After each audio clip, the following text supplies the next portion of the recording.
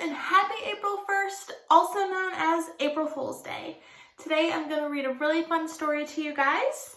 It is called Arthur's April Fool, and it's written by Mark Brown, and the publisher is Scholastic. They are giving us permission to read this today. So, Arthur's April Fool. It was the last day of March. The joke shop was full of people getting ready for April Fool's Day. Arthur and Buster tried out everything. Buster bought sneezing powder. Arthur got a fake telescope that gave whoever looked through it a black eye. But Arthur didn't feel like playing jokes. He kept thinking about Binky Barnes. "Who is Binky Barnes?" asked Buster. "Picture King Kong. Now double it," said Arthur. "He keeps threatening to punch me out."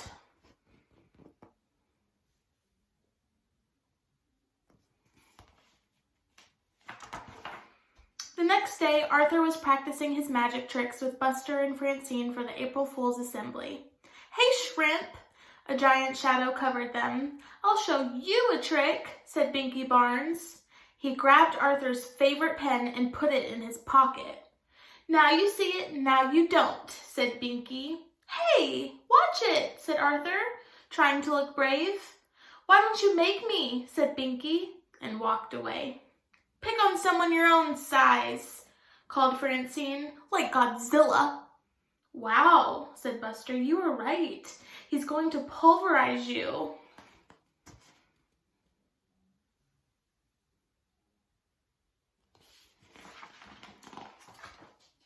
That night at dinner, Arthur hardly ate anything. He didn't finish his cheeseburger. He didn't even want any chocolate cream pie. "What's the matter with Arthur?" asked his father. "He's worried about getting pulverized," said DW. "Maybe he's been watching too many outer space movies," said his mother.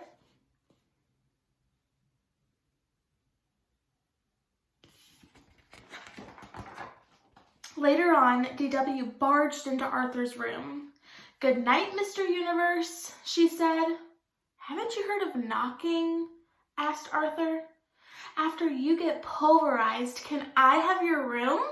she asked. "Beat it, DW."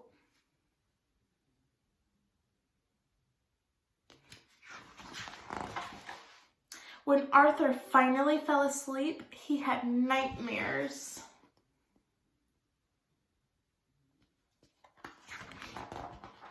The next morning, Francine offered Arthur a cookie. "Yuck," said Arthur. "This tastes like soap and toothpaste." "April Fools," laughed Francine, but Arthur was too worried to laugh. "I'll never remember my magic tricks for the assembly," he said. "Calm down," said Buster. "I'll be your assistant. I'll help you if you get stuck." Arthur felt better. He could count on Buster. But just before the assembly, Buster got caught putting sneezing powder on Mr. Ratburn's desk. Instead of going to the assembly, Buster went to the principal's office.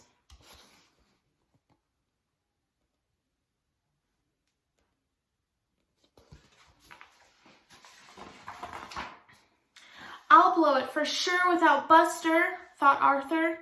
He walked into the auditorium. Who was sitting in the front row? Binky Barnes. This was going to be even worse than he thought. Arthur worried while Mr. Ratburn read people's minds. He worried while Francine and Muffy did shadow tricks. And he worried while the chorus sang that old black magic. Finally, it was his turn.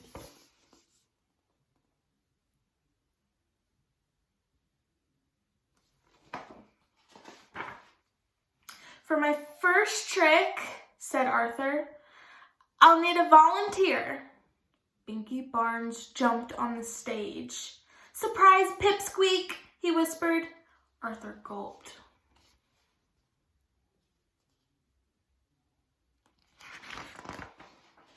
Arthur asked Binky Barnes to tear up a sheet of paper and put it in the magic hat. He said the magic words and waved his magic wand to make the paper whole again. But rabbits came out instead. Everyone laughed. Arthur took a bow. By mistake, flowers fell out of his sleeve. Binky Barnes laughed harder than anyone.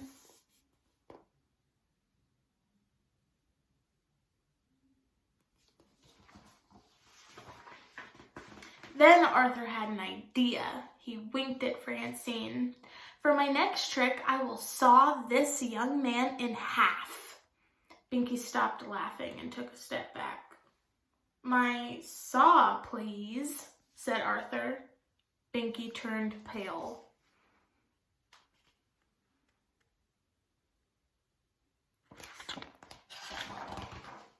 And now the bucket to collect the blood. Binky screamed. He stepped back again, this time right off the stage. Everyone laughed, even Mr. Ratburn.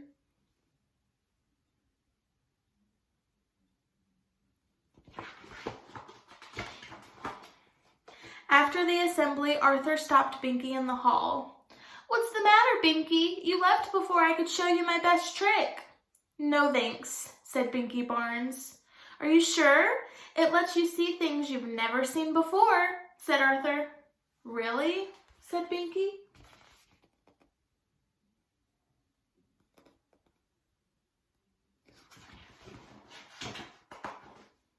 He grabbed the telescope and pointed it at Francine. I don't see anything. Of course not, said Arthur. You have to know the secret words.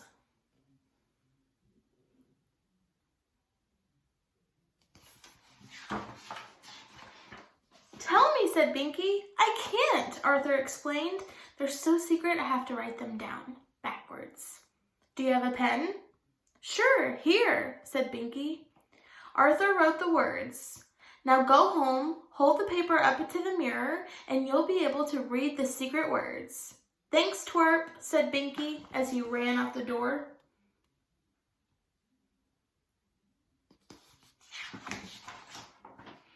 Boy, that's your best trick yet, said Buster. You didn't get pulverized and you made Binky Barnes disappear. What did you write? Asked Francine.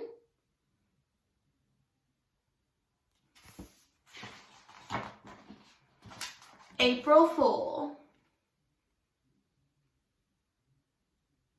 The end. I hope you guys liked this story, Arthur's April Fool, and I hope you guys can prank somebody real good today. Bye!